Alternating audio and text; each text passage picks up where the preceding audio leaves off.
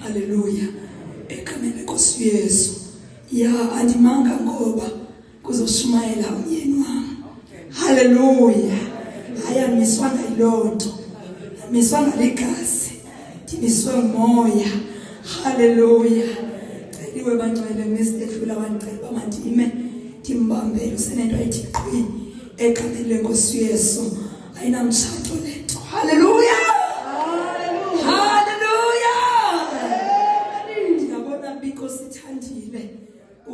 Kumemna. Hallelujah. Sibulela kakhulu kuKristu nathi ngendlela emangazayo ekseni. Yenkosi yami phakathi kwethu. Ekamele Nkosi Yesu. Sophakamisa ke uthatha umfundisi umfundlela eze ngaphambili. Cela simphakamise uMadlolo. Sitsho ingoma nje futhana. Ekamele Nkosi Yesu.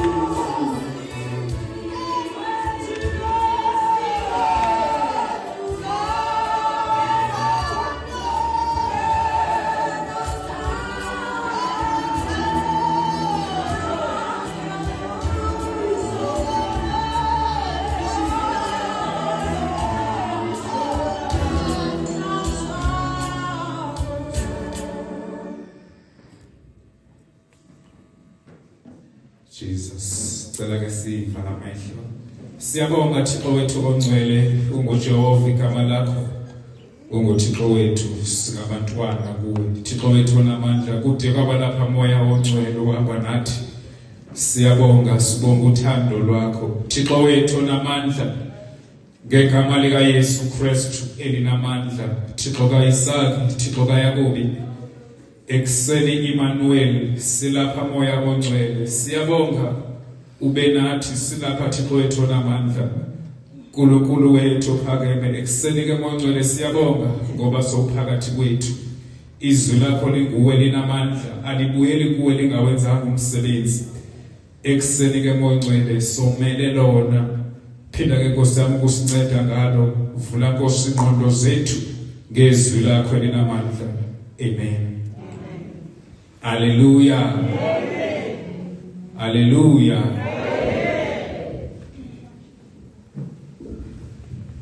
Mandi thathe ithuba ke ndibulise ibandla lonke iURC.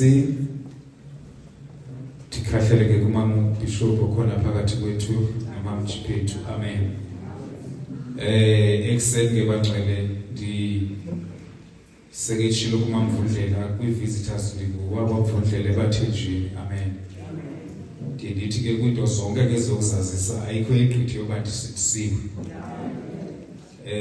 Yayingumnyaka andiwulibali ke nje ndimangala abantu xa belibala imini zabo zokuzala.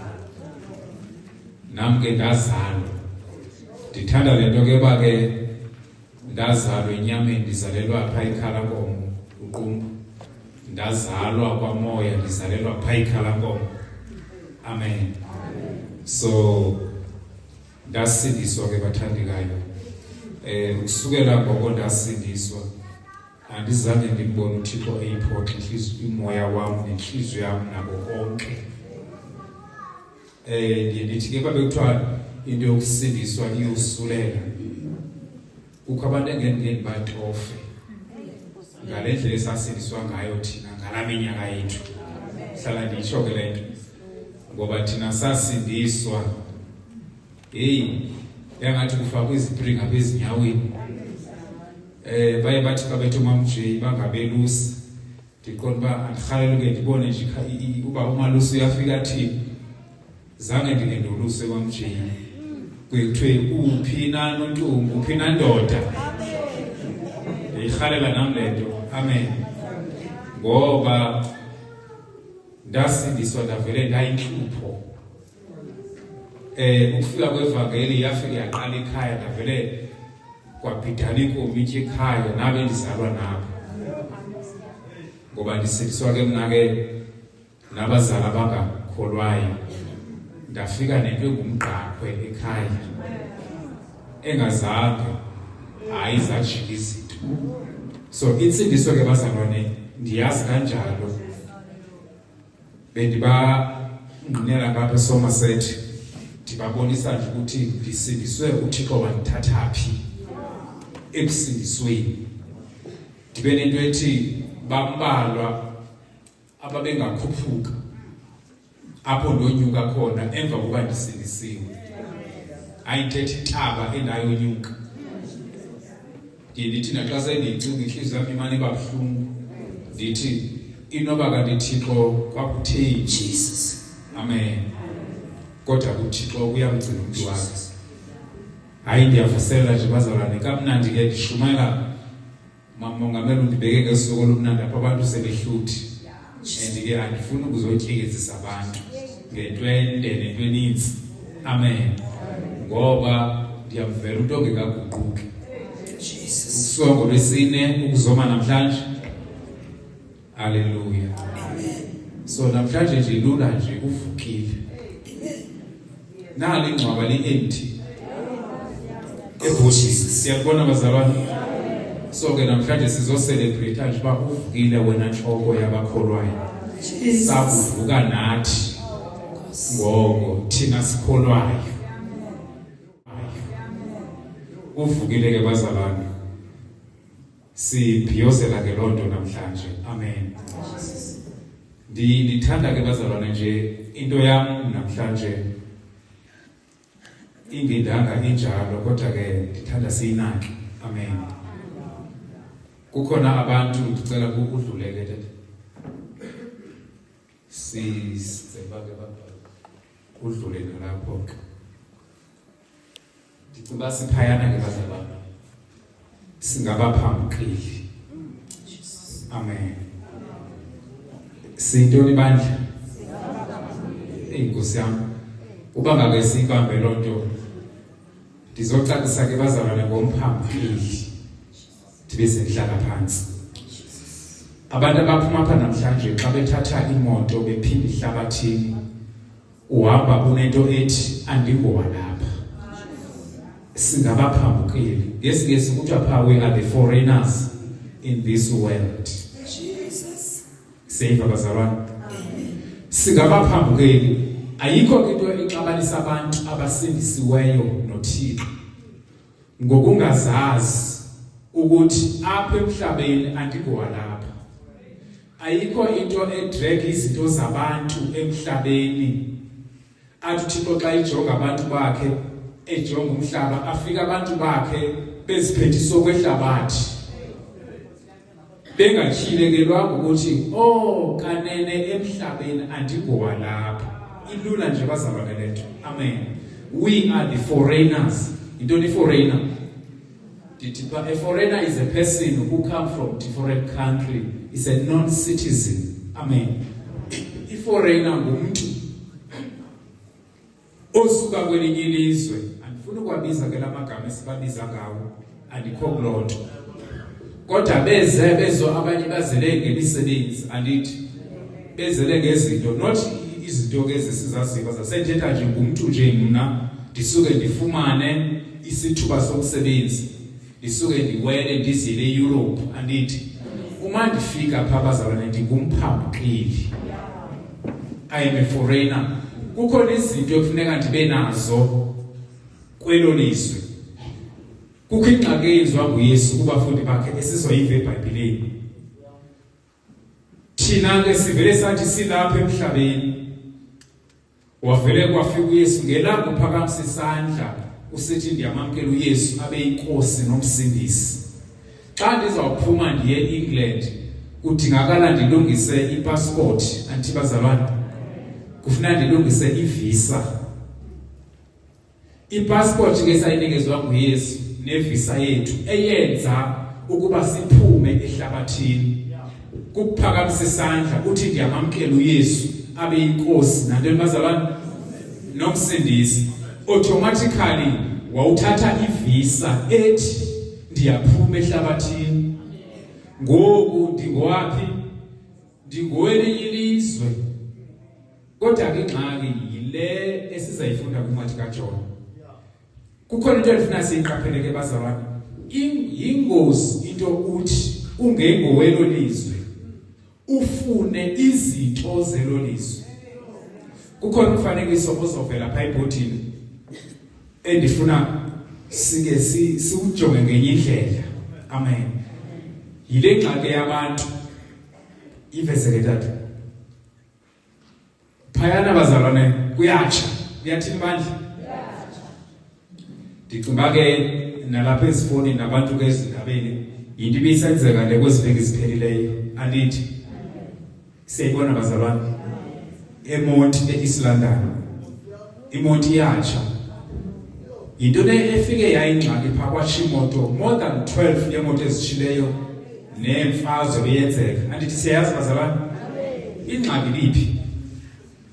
Kusuke umphambukeli umuntu welinye ilizwe esuke eNigeria andithi wafika wenza itheko elikhulu eEast London eMonti wathi ubeka ubukumkani nankuya wazothi bazalwane wazozibeka wathi uyikumkani thetha into esiyaziyo andithi bazalwane ebesiyivile.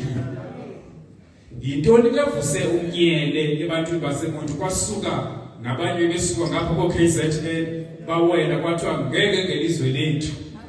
Ingxaki bazalwane kusuke umuntu walibala uthe uba ahlale eMonti waqanda wanezinto waziva ingathi ungowalapha ayithetha latata ovele phayana nkosikazi wakhe wazibona ingathi seke ngowalapha walibala ukuthi he is a foreigner ungumphambukeli wathi izosuka ndibeke ubukumkani bam apha eEast London wavuka abantu benza imatshi yakhe yanzima kwanduluka ngapha ko KZN yavutha imoto into eculukisa abantu istreet sonke bebevalile bacukise urhulumente uthule akho nto ayenzayo naba bantu abangenguba lapha bezomisa ubukumkani elizweni elingelo labo zavutha imoto andithi benze into eright andikho kuloo nto bazalwane kodwa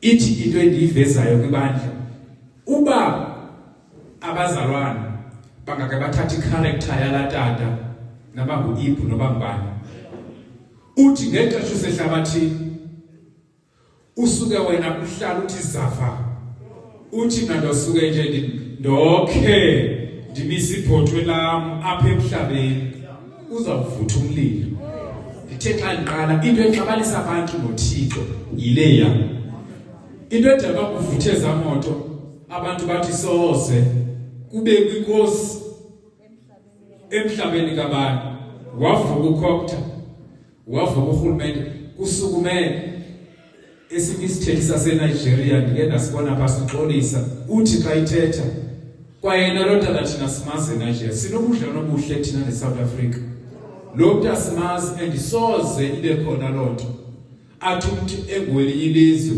azothi uyinkosi emhlabeni kabantu amen aba bantu ke bazalwane nje basibabona beshisa ezamoto le nto bebenze emoto kwalimala abantu kwabantu abasesibhedlele kukho abantu abagwaziweyo kwabethwana into eculukisa abantu base-East London not even East London nje iSouth Africa into bakusuke umphambukeli wathi esohlala ethezapha wanaba wazibona ngathi ngowalapha walibala ukuba awusoze uthi ukwelinye ilizwe umise ubukumkani belinye ilizwe thina bazalwane xa siphakamisa isandla sisithi siyamamkela uYesu siphuma kubukumkani behlabathi sinenye inkosi yile nto uYesu avela khethame xa ibona abantu bakhe bethe zafa kwilizwe elingelo labo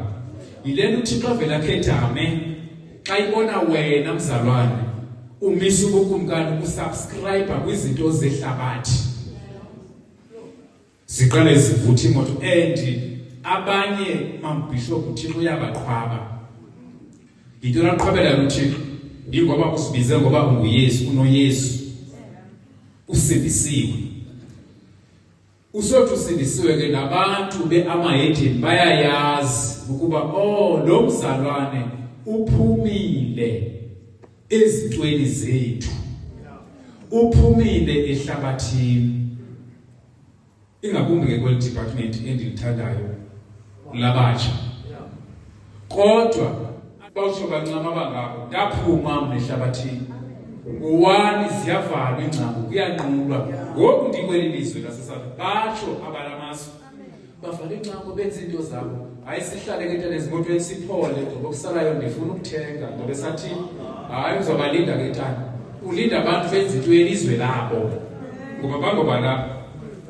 abazohlala ngowani benza izinto ngenxa yabalapha ngoba nangapha elizweni labo ngowani kuyanqulwa ngabathengi kababo abazifanisa namayedeni musana ukuzifanisa nabantu belizwe esingafani nabo ayenziwa loo nto ijivese efundwayo umfundisi ayenziwa loo nto funda ke mama ingadibana njani into elungileyo nengalunganga idibana kanjani udibene etshomi ezingasindiswanga ndithetha ntoni na mntu omtsha ayidibele ndixakeke nje xa sebebalisela ngamakhwenkwe akuzothini na ungenayo wena nantsi ingxelelelo asifani yintoni lekwenza uvane kangakanalo mntu ovana nayo nidibana phi wena ungwelinye ilizwe wena ungwelinye ilizwe ayenziwa loo nto musana ukuzifanisa nizoxabana nyangetana nomuntu welinye ilizwe ngoba anizungqamani ngoba xa seyinto zakho ungazithi uzawuthi utheni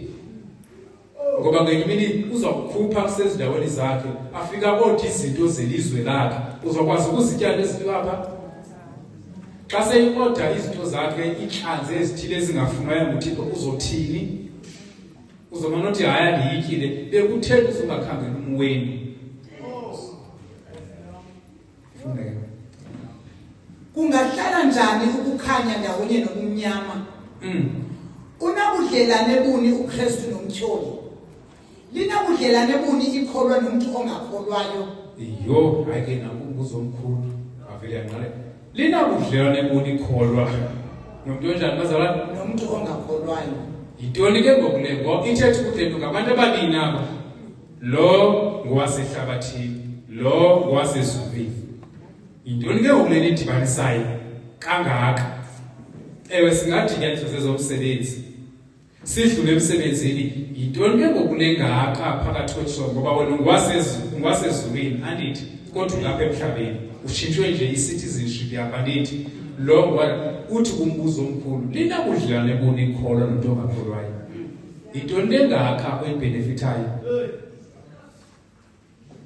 kumbuzo ke kodinga impendulo emntwini uba yintoni usiphendule nje ngoba le nto yileza kuxabanisa noThixo and ke mna into endiyaziyo the-birds of same feather flock together ithetha ukuthi khona into endifana nayo khona into endingqamanisayo into layenza ngathi sinochuku kwathi khona le nto endingqamana ngayo nalo mntu ngoba soze mna xa ndibona ihobe libhabha lehlungulu ndiyamangala uba yintoni into elihobe idibanisa lehlungulu ngoba ihlungulu litya ntoni ihobe lizityela inkozo into eziklini yintoni ke ngoku le ekutsala ngako lihlungulu wena ulihobe ngapha kodwa ufana nehlungulu ihlungulu liyehla liyotya into ezibolileyo wena usho uthini ke ngoku nawe awuzicholi ngenye imini uzawuzihlaketana ngoba wena nguwe nehlungulu lakho yintoni oyithanda kwelihlungulu nincokola ngani ngoba ihlungulu likhangela into ezimdaka ezibolile kodwa sixaba ngabanamhlanje bathele qhe ngamahlungulu lihobe limhlophe kuwe lithi lihobe lasezulwini kodwa ngoba libhabha namahlungulu amnyama nekhona ezimhlophe amahlungulu kodwa yena uthi ngakuliwo yo ndinguholikoli ndiwasezulwini ndiyezulwini ngenye imini ke ngokufuna nezitakeni ezimnyama oonomyayi uthenda uvana nonomyayi kodwa wena uthi ulihobe uzawuzichola ngenye imini ezimdaka uthi uyabuya ngenkonzo elandelayo uqunjelwe utheni nomzalwane ebephilisiwe uhambe namahlungulu amdlisa into ezimdaka ilula nje impendulo ingxaki yakho uhambe namahlungulu akudlisa into ezimdaka ingxaki yabazalwane ungafundiseki akayazi uba umntu nangendlebe uyangcola ngelisasithethe izinto nabazalwane izinto ezingcolisa umuntu yinto engena ngomlomo yinto ayibona ngamehlo yinto ayiva ngendlebe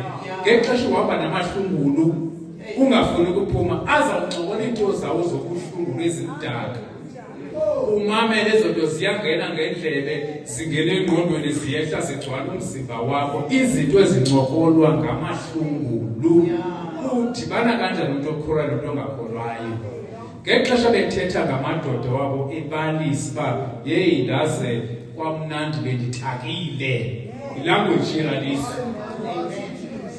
abalise ngomithako nibathathu uncokola lihlungulu umnye ulihobe wedwa ayancokola amahlungulu ngezinto ezimdaka bebezityile ngezinja bebezixhoka bewehla bexhoka izinto ezimdaka amahlungulu ayabalisa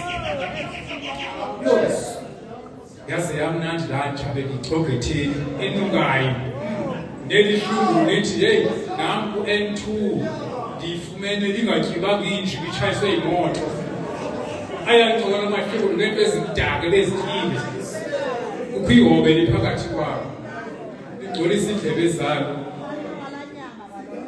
ewe haya mamela hayi kwinokuzawuthini yo wandikhupha ebendithengele seyiva bazalwane amen ubona nje lenhle kangaka ndiyithengelwe ngumntu wam uzawuthini ngokwena umane urhalisele ibiyibirthday yehlungulu likhutshiwe twalo liyabuya liyakuncokolela ukufunani kusho ivesi libuye likhala ihlungulu amen liyakhala izinto elizithengelwe nguboyfriend uthi hayi ndiyamazi nokusathana ngokushumayela uthi uyabo koze kube nini bayaqhala abanye abantwana ngabantu babo uthengelwe ntoni wena ngowakho likuphoxa nyani ngetaliyeje lithi uyesu ukuthengele ntoni ngebirthday yakho ewe kaloku uthe wena unendoda enguyesu iyakuza ke ukwihlungulu apha kuwe mna ndiphethe kanje kwezaa phesi zabo ezamaphepha ubuye uphethe iphesi yephepha ihlungulu ngebirthday libuza wena uyesu ukuthengele ntoni ngebirthday yakho ubuyofunani emahlungulweni libuye liphethe iphepha nyani ihlungulu liphethe iperfume enjani ubantle mamongameli ifakwe ephepheni elihle iphepheni libuye lithi ihlungulu uthini ke ngokulo wethu amuyazi ke ngoku ngoba uyesu akakuthengelanga nyani uyesu akawazi amaphepha yena akakuthengelanga iphepha umuyazi ke ukuthi banaphi namahlungulu lihobe limhlophe kuqala sesizweni ketana uba uhambe namahobe ebeza kuxela amahoba ezethi birthday sisicelebrate kanjani njengamahova amhlophe ingxaki yakho awufuni kuphuma phaa emahlungulweni and amahlungulu azongcolisa indlebe zakho and amahlungulu azawuqumbelisa azawutyisa into ezimdaka itsho le vesi iphinde kudibana linabudlelane bonikholwa nomuntu ongakholwayo sisixhosa sitshane yes linabudlelane kuni ikholo akusho mna bazalwane andithi nomuntu ongakholwayo ngoba lo muntu ongakholwayo tata ngowelinye ilizwe nanso lento so nizohamba nami nitshayisane ngoba thina asingobehlabathi sivile lo ndaba bazalwane sisehlabathini asingobehlabathi Save abazalwane sisehlabathini lapho bazalwane kodwa bangakaathi ngokumuntu usike eplatini futhi uchabalala athi inyama ehashe ke oyidlayo ngavele ukuthi sisela mtheni ngexesha engenanto ngumuntu ufana nawe singaxokozela athi nje lihashe ketane lesilityayo selilapha esiswini akuxelele nje mamshe athi inyama ehashe ke oyidlayo egcola lapha esiswini le mama ungavele uye ngasese ngobona ngoba udlitwe engadliwayo owenu hayi ngoba ithe into nayo le nto bathi yo singavele sixokozele isisu ngexesha bona yeyabo ayoyakho yile nto kweqokozele isisu zabasindiswa namhlanje badla izinto zamahedini badla izinto zehlabathi benza izinto zamahedini bajoyina izinto zamahedini zibaxabanise noThixo babuye bathi uThixo akasebenzi kodwa uThixo yena akakuboni njengowalapha akakuboni uxakwe nguwe nje cela sidlule singabaphambukeli bazalwane phila njengomuntu ongengowalapha Ncwadi yamaKorinte ngokwesibini chapter 6 from verse 14 to 17 yes isilumkiso ngefuthe labayedeni isilumki abayedeni yintoni abantu abasha ngabantu abapha ehlabathini andithi amen sifunde isilumkiso ngefuthe lehlabathi xa sho ngabayedeni ngabantu xa siphuma apha esiya kubo kulunyukisa abantu abasindisiweyo abangengobehlabathi amen balunyukiswa ngefuthe labantu ingxaki nansi uJohn 17 kuthiwe masihlale nabo ngoku singabaphambukeli sisekwelilizwe athi ke ngokusilumkiso masilunyukiswe ngokungabo uthini umuntu ofundayo verse 14 musani ukuzilinganisa nizifanise nabantu abangakholwayo kuba ayenziwa lonto amen amen ayiphelelanga nabangcwele musani bazalwane ukuzilinganisa nizifanise nabantu belinye ilizwe ayenziwa lonto suthula isiciko sakho wenu ngenxa yokusesakho thwala isiciko sakho ukuthwala isiciko ayinjalo ngana bazalwane yazi nje bathande mina bathi ngo-1 andisebazizathu bayaphi ngo-1 bayavala bayayazi uba le ekhaya ngo-1 kuyaqulwa. Ndilapha ke ngowe-South Africa thina siyazi kodwa noba ii-customers igcwele kangakanani, hayi ndiyabathanda abanye abaphambili, ngo-1 ekhaya apho ndisuka khona lixesha lokunqula. Ewe kona ndizophangela apha eSouth Africa ngo-1 ayatsalwa amacala. Izawulinda ke tana nina South African ilinda abantu besenza izinto zelizwe labo. Sibuye ingcambu ngo-1 uyawulinda ke mama uzothenga isarha yakho e-hardware. Utheni? Hayi basayothandaza, basayokwenza izinto zelizwe labo. Ngo-1 kuyanqulwa ekhaya, abuye amacala avala. Utheni ke thanga ke sibhoke ngezethu. Amen. Vele ndiqonda yo hayi ndinelunda xa ndiyazi uba le ayenziwe ekhaya.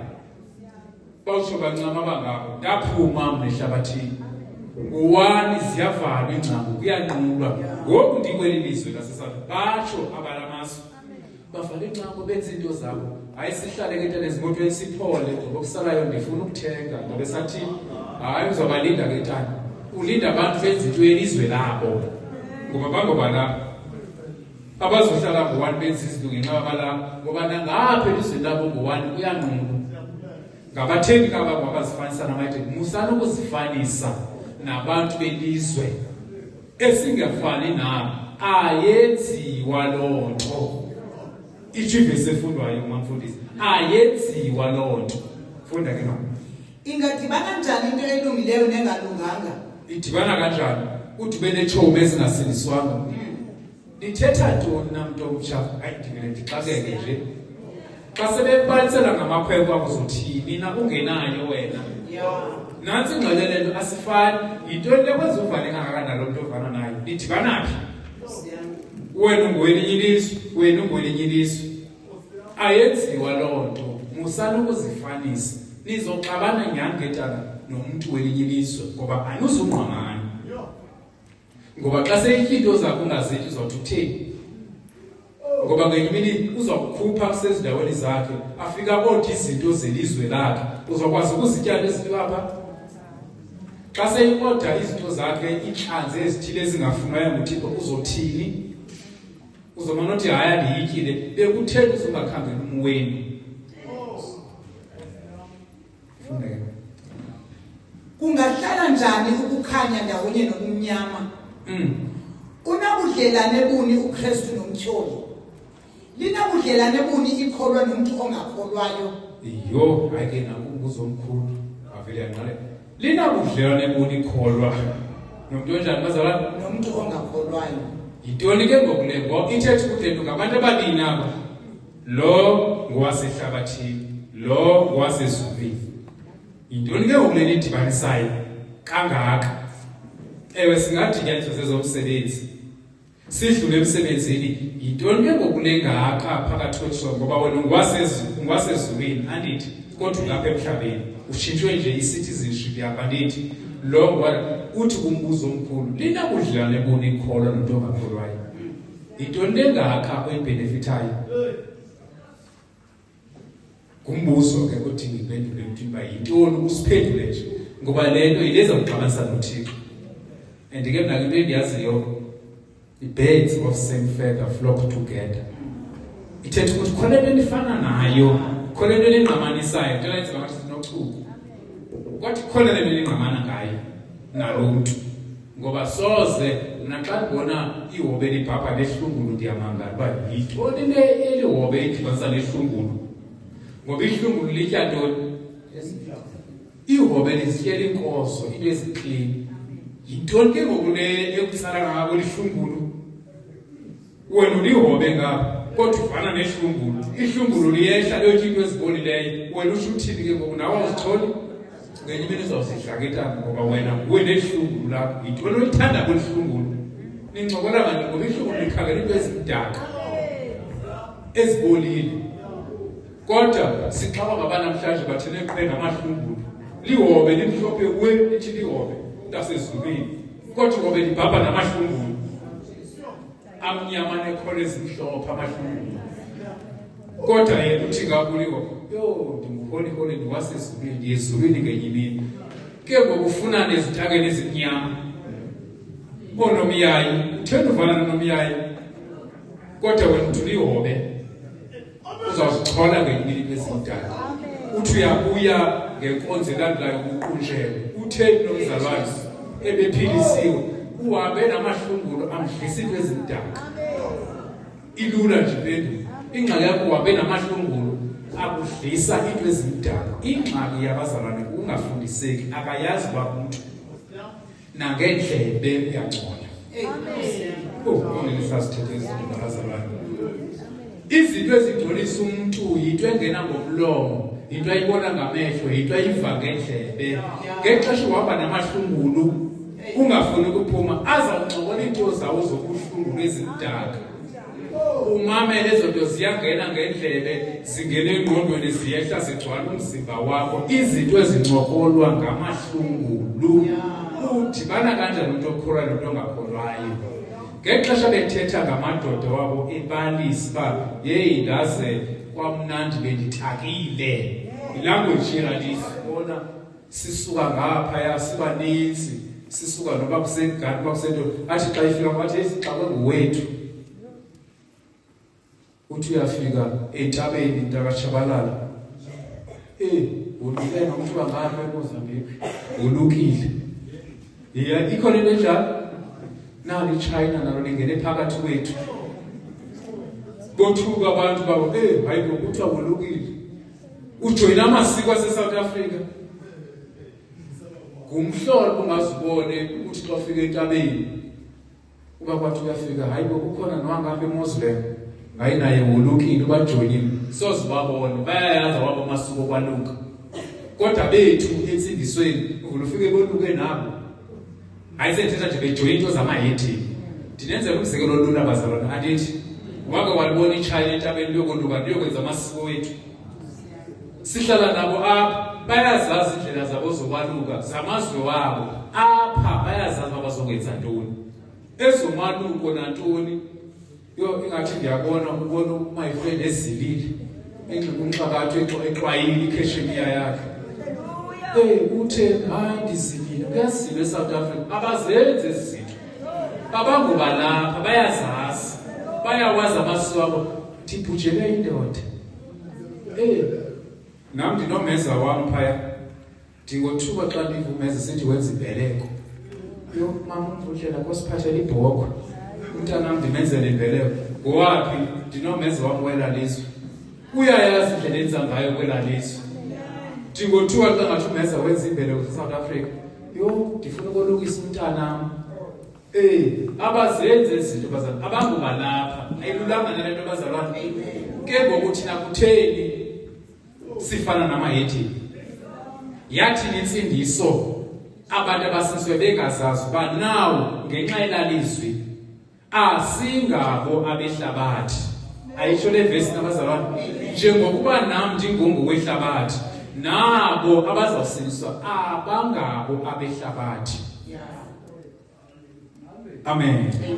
Emsebenzini waziwe yes siphakathi kwabo kuthiwe masigcinwe kuyinkohlakalo kodwa phakathi kwabo apha emsebenzini kukhona iforeigner yasezulwini. Kumele uzidle ngalonto. Ndisebenza nabo ndiphakathi kwabo bayakwazi nabo kuthena usenza zonke izinto abazenzayo.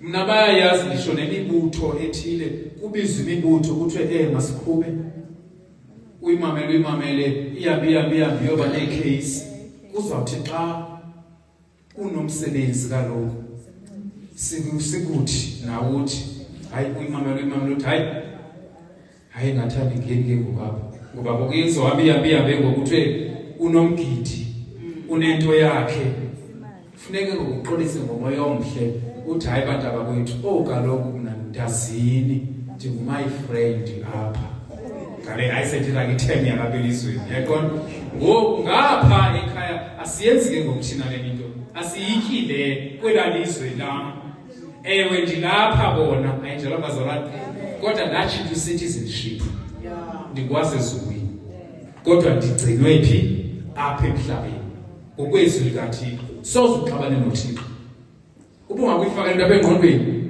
ndilapha uyimamele siyothuka thina napha elalini into ezingako zijoyinayo zamahedeni ayisentsho elalini yakho andithi ungazijoyini kodwa ezinye zazo zingakuxabanisa noThixo ezinye nemibutho yakho engako ijoyina yonke nale yemikhululo ukhona nale yemigidi ukhona uselalini phakathi kule lali yakho kodwa kule lali ezinye zezinto ezenziwa pha elalini ziyakukhaba ngoba wona ungowalapha seyiva bazalwane inothukule nendithethayo ezinye zezinto ezenziwayo pha elalini yam eKhalakomo ndiyazimamela ndizimamele ndithi kanene mna ndatshintshwa i-citizenship pha ekhaya ezulwini ayenziwa le nto ndixoleleni bantakwethu futhi kube kuhle nyana kokwanto indimoshayo ngoba nomeza xa senza izinto zakhe nje basihlala nabo bayayazi uba hayi wethu meza siyityi thina yazi bathi baxoxe nokutya okwesikutyayo hayi thina siyipheki kanje pha elizweni lethu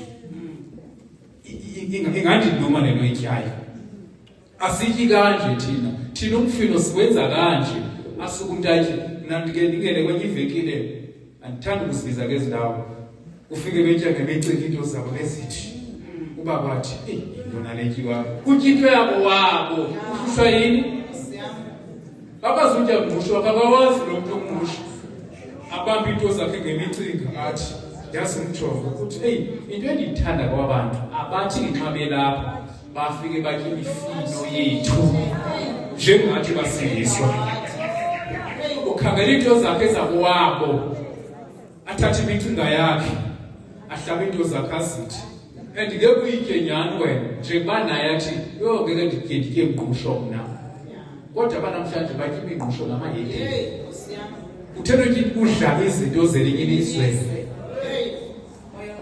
ngomso uyaqunjelwa ngoba nam bandake ndiwele ndiye ngapha eChina ndiyake ndisokole yile nto evele ingoyikisa nokuwela ndiye ndithi ukutya kwabo ingathi ndingavele ndithi bayazidla bona bayalungela zezelizwe labo abanamhlanje kabazana badla izinto zamahedeni ezingadliwayo ngoba ekhaya ezulwini iseyiva bazalwane kukho into ezingadliwayo abanamhlanje badla ihagu ayidliwa kweli lizwe endisuka kulo ndaba bathi zayelwandle noma bathi ke xa bezithethelele hayi ndiyazi ke bathi zathi basho loo nto bayitshoyo kodwa ingxaki athe sozitya ngezinto zisuke aqunjelwe asuka gula umngcwele utheni utalutsha basicela abagulayo beze ngaphambili abanye abamongameli bagulisa ukudla izinto ezeyidolo elizwe labo uba ndingaze ndiye elizweni ndiwele thathi bendifike pha kumele afowune uMamvundla athi tata ndicela ungazidliki izinto zalapho uzondixakekisa ziza kugulisa izinto zelalizwe ngoba isisu sakho azisiqhelanga xa ndifika pha ndifike ndidle ngemicimbi khangela into ezibabayo ezinetshabathi yabona ezanto ezityiwa kula mazwe ufike udle nawe ngomso uyagula azibagulisi bona kodwa bona ungwapha abanye engathi uThixo wethu akasebenzi yithi uba badle izinto zelinye ilizwe ngoba usothi ndiyamamkela uYesu abe yinkosi isystem yakho iyatshintsha abayazi abantu kwele mimoya kwawena uThixo ukujonga ngenye indlela ngexesha ufake ihagu esiswini izakhuluma ke ntani yakho uzabona ngoba ngoku isystem yakho ithi awungowapha azidliwe izinto koweni kwilizwe osuka kulo ngexesha udla inyama zamadini iza kujikela ke ntani sidibana nawe ungemubanga ebusweni sidibana nawe ugula unezifo zasemzini ingxaki yakho udla izinto zelizwe engelo lakho yonke into wena uyayidla ayithetha insindiso yanamhlanje ayefana ufika udla amasele kwelinye ilizwe akodwa imbi lelabo bazalwane ndiye ndithi mna ukhona isizwe lisingabalaliswe abadle ihashe kodwa kungalidli ihashe kungenzeka ntoni utheni ngababonisa ibona lelabo bazalwane kodwa bangakaathi ngoku umuntu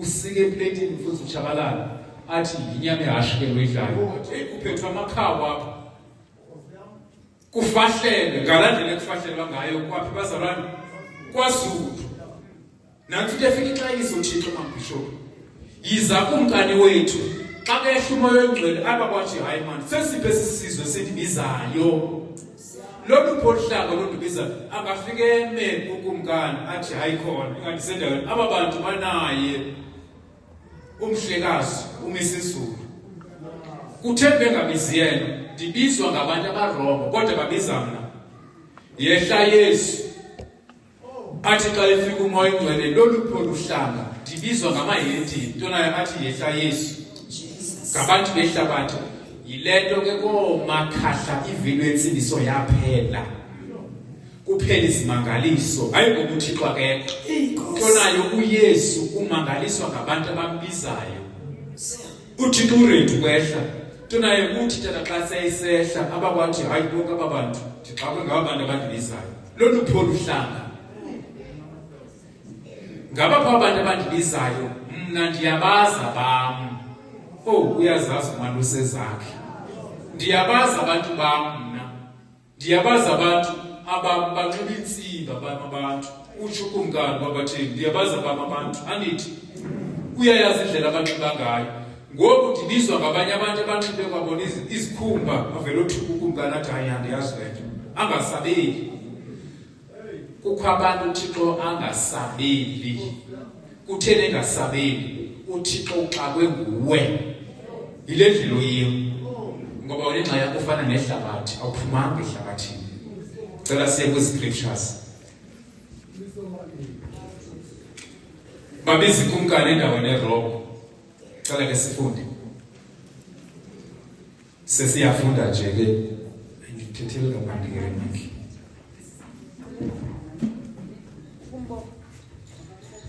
ndicela ke siyeke bazalwane ithi into yethu ekuseni namhlanje bazalwane singabaphambukeli into ezakwazi uThixo engehli into yoba ubizwa ngabantu abarongo amen kubuhlungu ukubiza umhlekazi athi xa ifika athi ayisosizwe sami isi andisazi esisizwe okwesibini bandla ngithanda siqaphele into yenze umsindo eSouth Africa ngabantu abakhuba ukumkani elizweni elingelo lakho kuthiwe sibeke inkosi into yake yaphi nabazalwane elizweni elingelo lakho kwanyanzeleka ayikhona mabasukuma abantu bazivele noThixo kuyakhe damu into esixabanisa noThixo wethu sibeke ukumkani elizweni elingelo lethu ube pha nawe phakathi kwabo nasemibuthweni yabo khona uthi bengchairperson elizweni funda ke nansi ingxaki phaya uJohn 17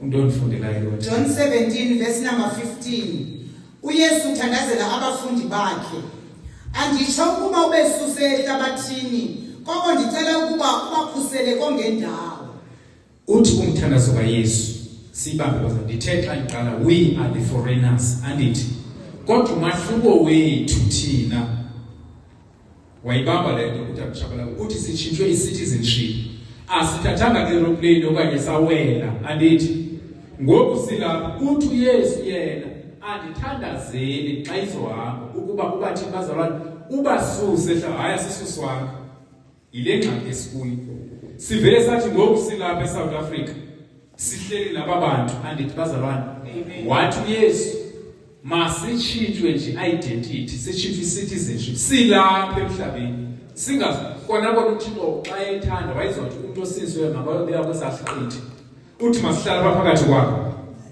funda ke mama verse 15 yes anditsho ukuba ubesuse ehlabathini koko ndicela ukuba ubakhusele kongendawo yes nanjengokuba mnandi ngenguye owehlabathi nabo abangabo abehlabathi seyiva bazalwane nam ndinguYesu andingowehlabathi siyakhedama ngentana xa sifanisa nehlabathi sikhedama nale language yakho ifana neyehlabathi ntomsha kakhulu kwencala asingabo abehlabathi njengoba nami njengongwethu nabo sihamba ke bazalwane nalento ejika phezukwethu esiyazi ba bayayazi ngisho nendizalwa nabo ukuba ndingena apha andingeni apha ingxaki uYesu wathi mandingasuswa phakathi kwabo andithi bazalwane Amen.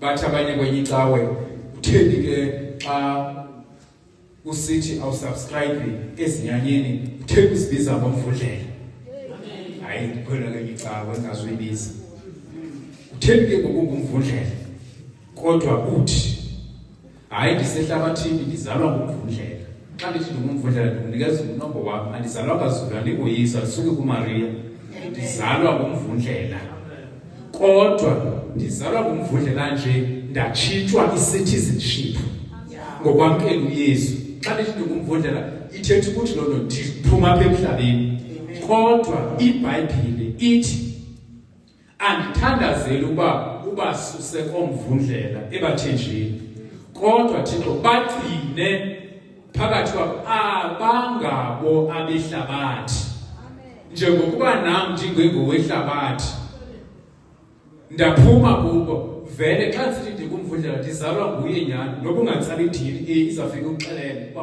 wase bathenjini lo kodwa ndithe ndingwapha ndanikeza i-identity entsha nguYesu ngokwamkela uYesu yile nto ke ngoku kwezinye izinto zabo ndingazufumaneka ndingazuphila njengabo ehlabathini ngoba mna ndingolinye ilizwe ngoku kodwa ndikweli lizwe ngoba la vesi phinda ke mama verse 15 yes anditsho ukuba ubesuse ehlabathini koko ndicela ukuba ubakhusele kongendawo sikhusele kongendawo apha ehlabathini nanjengokuba mna ndingenguye owehlabathi nabo abangabo abehlabathi uphele ku-20 ke mama benze babe ngabakho ngayo inyaniso lilizwi lakho inyaniso ndibathume ehlabathini njengoba nami wandithumayo ehlabathini ndizinikela kuwe ngenxa yabo ukuze nabo babe ngabakho ngenene andithandazeli bona bodwa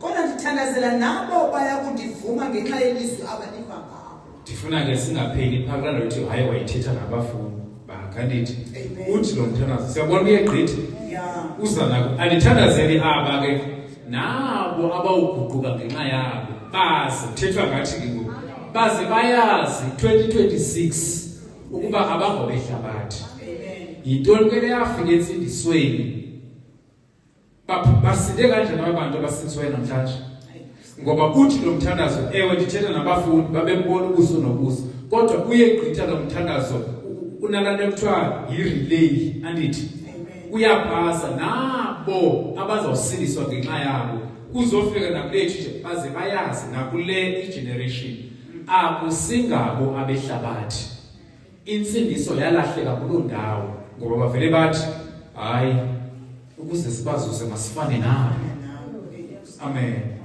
ngamayedeni aphila kanje nabasindiswa baphila kanje lihlabathi liphila kanje bade bathi kwenye indawo niyayibaxa mina anifani nobani basindisiwe nje bayazihamba ezi zinto abasithekisi abasindiswa uthi ufikelele ukuthi hayi thina siyabazi abantu khona icawe yensindiswa belalini sihamba nabo abo kanti yathi leyini icawe ibaxa kangaka izinto ayithethe ezinye insindiso ezilapha phandle bayaya nje bona kwezi zinto ingxaki yabo abafuni kuphuma fika pha bazalwane ndingumphambukeli I am a foreigner kukhona izinto ekufuneka ndibe nazo kwelo lizwe kukho ingxaki eyenziwa nguYesu kubafundi bakhe esizoyiva eBhayibhelini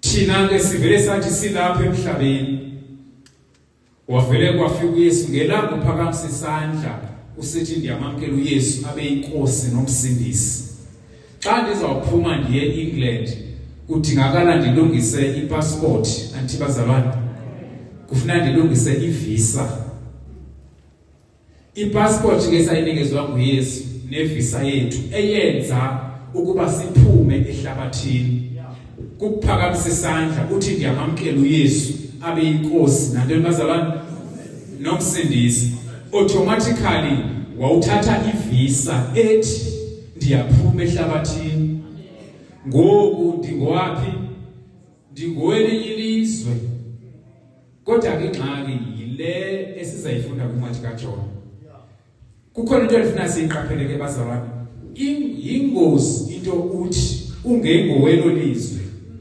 ufune izinto zelo lizwe kukhona umfanekiso ozovela pha ebhodini endifuna sike siujonge ngenye indlela amen yile ngxaki yabantu ivezeke tata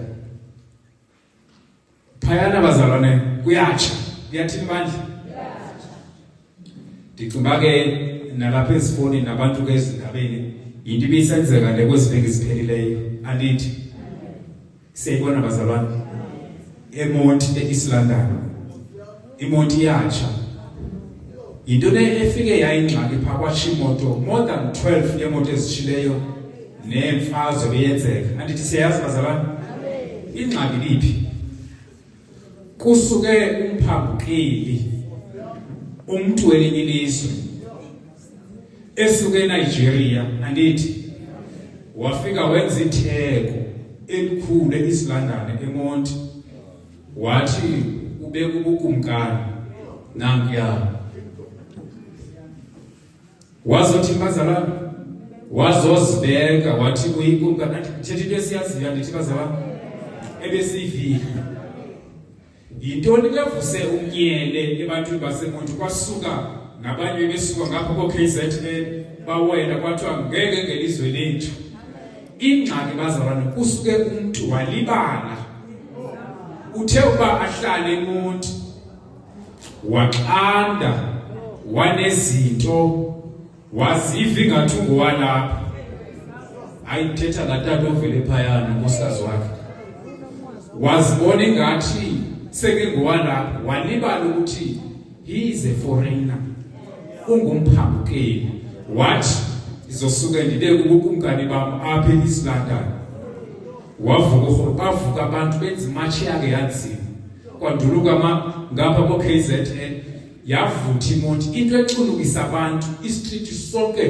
bebevalele bacunukisa urhulumente uthule akho nto ayenzayo naba bantu abangengoma lapha bezomisa ubukumkani elizweni elingelo labo zavutha imoto andithi benze into eright andikho kuloo nto bazalwane kodwa ithi into endiyivezayo kwibandla uba abazalwane bangake bathatha icharacter yalatata nabangu-Iphu nobangubani uthi ngexesha usehlabathini usuke wena uhlala uthi zafa uthi mna ndosuke nje ndokhe ndimisa ibhotwe lam apha emhlabeni uzawuvutha umlilo ndithe xa ndiqala into exabanisa abantu noThixo yileya into edaba kuvuthe eza moto abantu bathi soze kube kwinkosi emhlabeni kabantu wavuka ukhokta wavuka urhulumente kusukume esinye isithethi saseNigeria ndike ndasibona pha sixolisa uthi xa ithetha kwayena lo tata thina simazi eNigeria sinobudlelwane obuhle thina neSouth Africa lo mntu asimazi andisoze ibe khona loo nto athi umntu engwelinye ilizwe azothi uyinkosi emhlabeni kabantu amen aba bantu ke bazalwane nje basibabona beshisa ezamoto le nto bebeyenze eMonti kwalimala abantu kukho abantu abasesibhedlele kukho abantu abagwaziweyo kwabethwana into ecunukisa abantu base-East London not even East London nje iSouth Africa into yoba kusuke umphambukeli wathi esohlala ethe zava wanaba wazibona ingathi nguwalapha walibala ukuba awusoze uthi ukwelinye ilizwe umise ubukumkani belinye ilizwe thina bazalwane xa siphakamisa isandla sisithi siyamamkela uYesu siphuma kubukumkani behlabathi sinenye inkosi yile nto uYesu avela khethame xa ibona abantu bakhe bethe zafa kwilizwe elingelo labo yile nto uThixo avela khethame xa ibona wena mzalwane umisa ubukumkani usubscribe kwizinto zehlabathi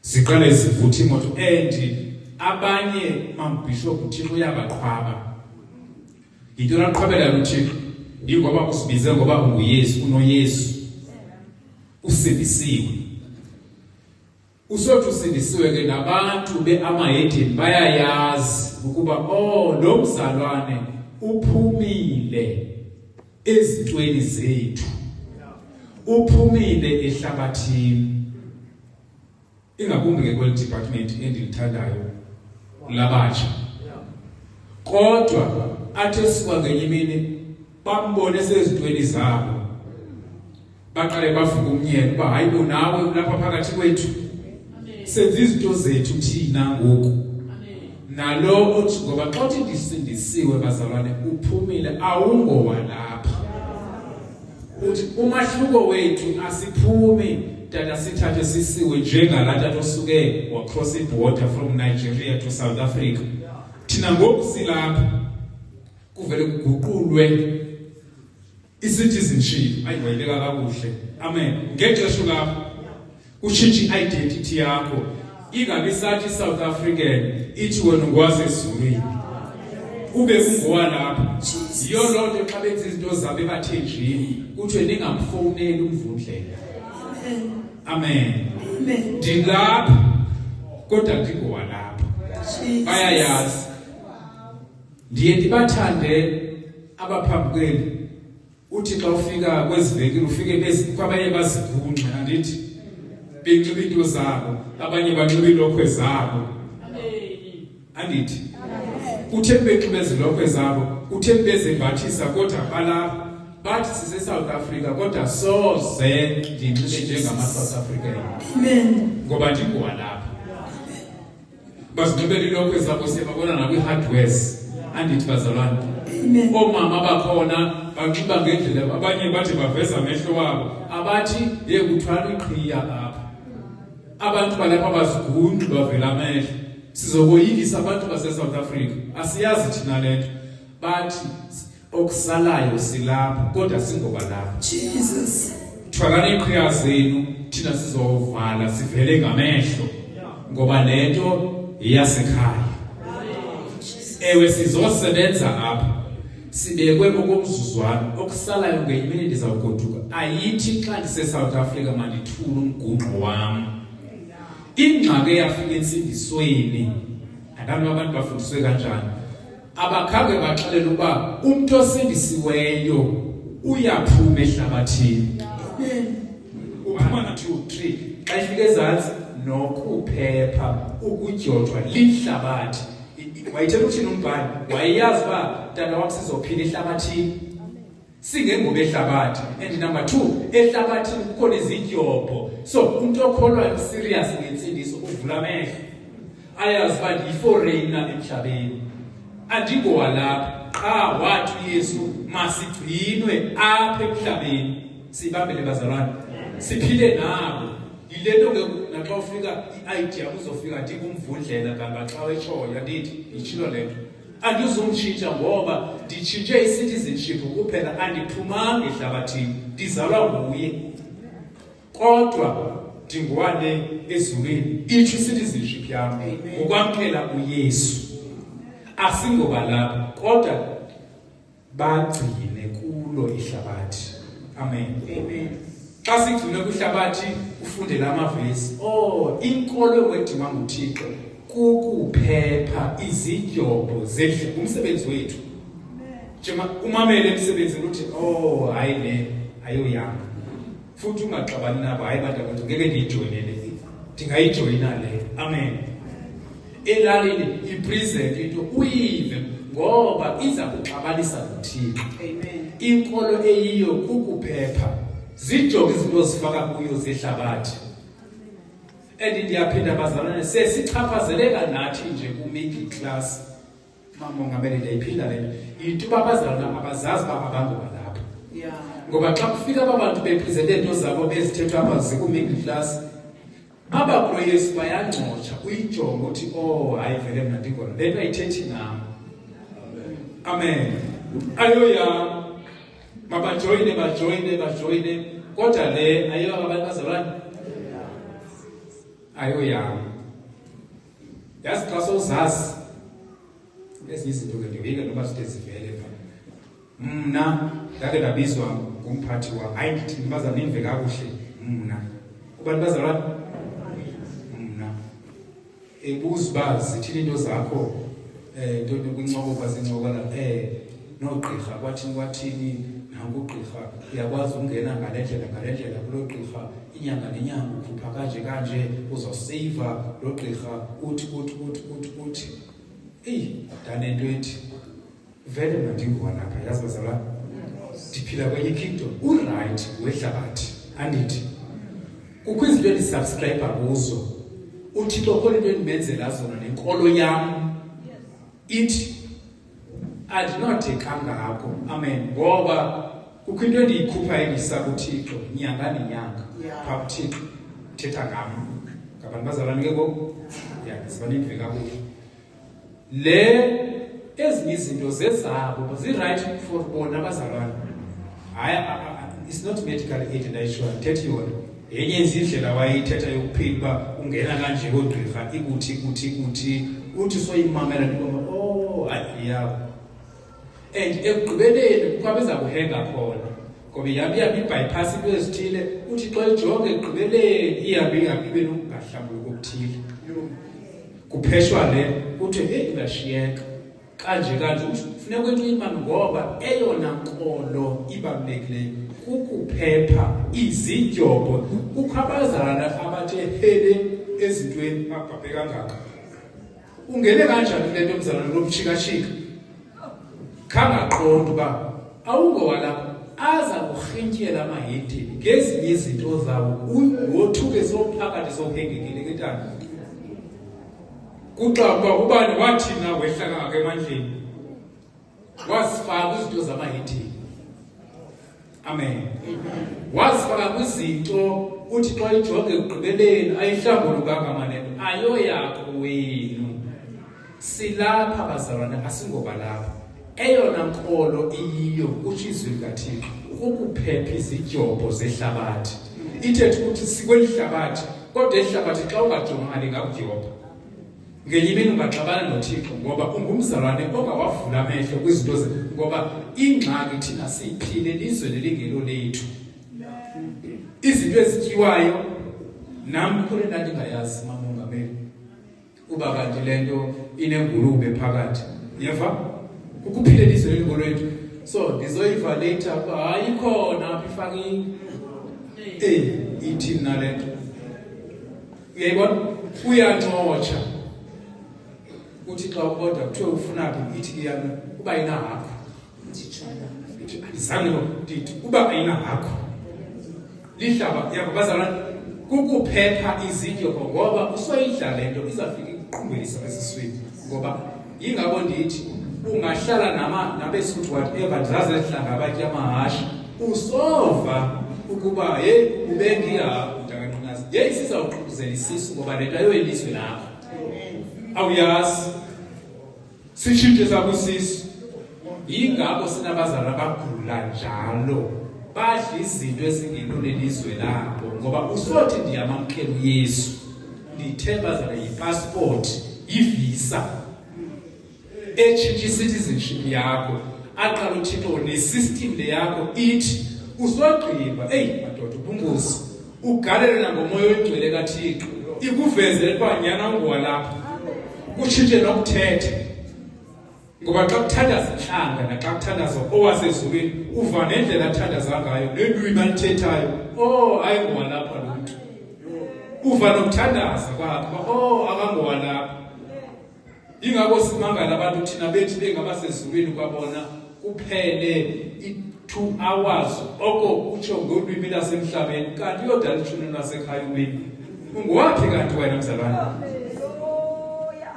kuthena uthandazo kwabantu balapha emhlabeni ngoba owasekhaya ubethe angene kulwimi lwakho lapho wabo athomameleyo uthandaze endaweni avule ilihlo athi ndiyiqhelanga le language urayithi athi ngowalapha into nehora ithethayo uthethe yabo wabo aniva nabazane lethu asingoba lapha vele sithandaze sike sibabhide ngenye imini ukuphumelela kulwini avula amehlo amahedeni uthini nangoku hayi usacaphula kwezabo wabo ilula nje vele usathi qaphu kulwimi laphi bazalwane lapho wabo akangowa lapha singabaphambukeli emhlabeni ukuthetha kwakho mzalwane makuthema kufane nelizwe simangaliswa ngabantu abafike bathi xa befika emazweni bakhulule lokho ezabo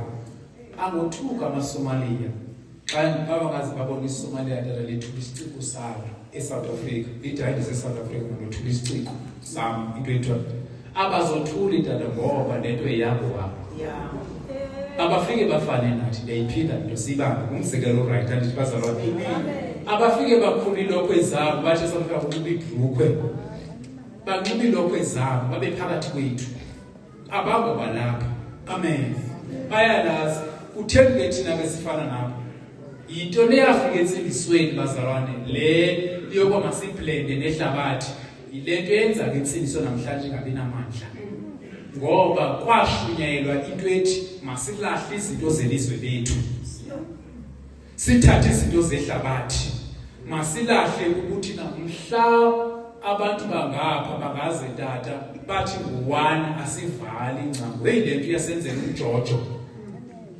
lento yokuvala ingcango ngo1 ingaziphela ibusiness bayayazi into yenza insindiso yethu ingabe namandla into bathina ngo1 denza umzekelo sathi masiye ukwehlisa amacala namhlanje abawehlisi sebengabaphambi kwethu amakhawa apha kufahlele ngalandlela kufahlelwa ngayo kwaphi bazalwane kwaZulu nansi efika ixayiso uThixo mabishop yiza kumkani wethu xa kehla umoya oyingcwele abakwathi hayi man sesiphe sisizwe sidibizayo lolu phohlanga londibiza angafike eme ukumkani athi hayi khona ingandisendaweni aba bantu banaye umhlekazi umisizulu kutheni bengabizi yena ndibizwa ngabantu abarongo kodwa babiza mna yehla Yesu athi xa efika umoya oyingcwele lolu phohlanga ndibizwa ngamahedi ntona athi yehla Yesu ngabantu behlabathi yilento ke komakhahla ivilo yensindiso yaphela kuphela izimangaliso hayi ngoba uThixo akekho tonayo uYesu umangaliswa ngabantu abambizayo uThixo uready kwehla tonaye uthi tata xa seyisehla abakwathi hayi bonke ababantu xa kungabantu abandibizayo lolu phohlanga ngaba pha abantu abandibizayo mna ndiyabaza bam uyazazi umuntu usezakhe ndiyabaza abantu bam mna ndiyabaza abantu abanxiba insimbi abantu utsho kumkani babathini ndiyabaza bam abantu andithi uyayazi indlela abanxiba ngayo ngoku ndibizwa ngabanye abantu abanxibe kwabona izikhumba avele othuka kumkani athi hayi andiyazi lento angasabeli kukho abantu uThixo angasabeli kutheni engasabeli uThixo uxakwe nguwe ile ndlela yiyo ngoba ulenxa yakho ufana nehlabathi awuphumanga ehlabathini cela siye kwi-scriptures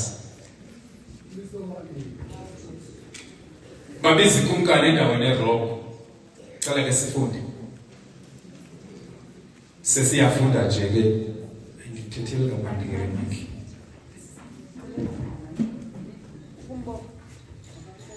ndicela ke siyeke bazalwane ithi into yethu ekuseni namhlanje bazalwane singabaphambukeli into ezakwazi uThixo engehli into yoba kubizwa ngabantu abarongo amen kubuhlungu ukubiza umhlekazi athi xa ifika athi ayisosizwe sami isi andisazi esisizwe okwesibini bandla ngithanda siqaphele into yenze umsindo eSouth Africa ngabantu abaphuma ukumkani elizweni elingelo labo kuthiwe sibeke inkosi into yake yaphi nabazalwane elizweni elingelo labo kwanyanzeleka ayikhona mabasukuma abantu bazivele noThixo kuyakhe damu into esixabanisa noThixo wethu sibeke ukumkani elizweni elingelo lethu ube pha nawe phakathi kwabo nasemibuthweni yabo khona futhi bengu-chairperson Hey Nkosi yami. elizweni. Funda ke nansi ingxaki phaya uJohn 17 umuntu onifundelayo lo. John 17 verse number 15. uYesu uthandazela abafundi bakhe. Anditsho ukuba ubesuse ehlabathini, koko ndicela ukuba ubakhusele kongendawo. Uthi umthandazo kaYesu sibambe kodwa ndithe xa ngiqala we are the foreigners andithi kodwa umahluko wethu thina wayibamba le nto ukuthi akushabalala uthi sitshintshwe i-citizenship asithathanga aeroplane okanye sawela andithi ngoku silapha uthi uYesu yena andithandazeli xa izohamba ukuba ubathi bazalwane ubasuse hayi asisuswanga yile ngxaki esikuyo sivele sathi ngoku silapha eSouth Africa sihleli laba bantu andithi bazalwane wathi uYesu masitshintshwe nje identity sitshintshwe citizenship silapha emhlabeni singazi kona bona uThixo xa ethanda wayezothi umuntu osizwe mabayobeka kwesahliqithi uthi masihlala phakathi kwabo. Funda ke mama. Verse 15. Yes. Anditsho ukuba ubesuse ehlabathini, koko ndicela ukuba ubakhusele kongendawo. Yes. Nanjengokuba mnandi ngenguye owehlabathi, nabo abangabo abehlabathi. Seyiva bazalwane. Nam ndinguYesu andingowehlabathi. Siyakhedama ke ntana xa sifanisa nehlabathi. Sikhedama nale language yakho ifana neyehlabathi ntomsha. Kakhulu kwecala. Asingabo abehlabathi. Njengoba nam ndingongwe nabo sihamba ke bazalwane nalento ejinga phezulu kwethu. Esiyaziba bayayazi ngisho nendizalwa nabo. Ukuba ndingena apha andingeni apha. Ingxaki uYesu wathi mandingasuswa phakathi kwabo andithi bazalwane. Amen.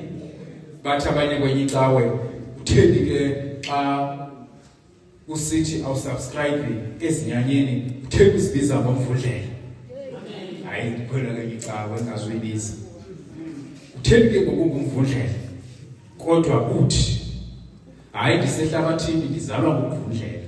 Xa ndithi ngumvundlela ndikunikeza unombo wami andizalwa kaZulu andingoyisa lisuke kuMaria ndizalwa ngumvundlela kodwa ndizalwa ngumvundlela nje ndatshintshwa i-citizenship ngokwamkela uYesu. Xa ndithi ngumvundlela ithetha ukuthi loo nto ndiphuma apha emhlabeni kodwa iBhayibhile ithi andithandazeli uba ubasuse komvundlela ebathenjini kodwa Thixo bagcine phakathi kwabo abangabo abehlabathi njengokuba nam ndingengowehlabathi ndaphuma kubo vele xa sithi ndikumvundlela ndizalwa nguye nyani noba ungatsala idini izawufika ukuxelela uba wase bathenjini lo kodwa ndithe ndingwapha ndanikeza i-identity entsha nguYesu ngokwamkela uYesu.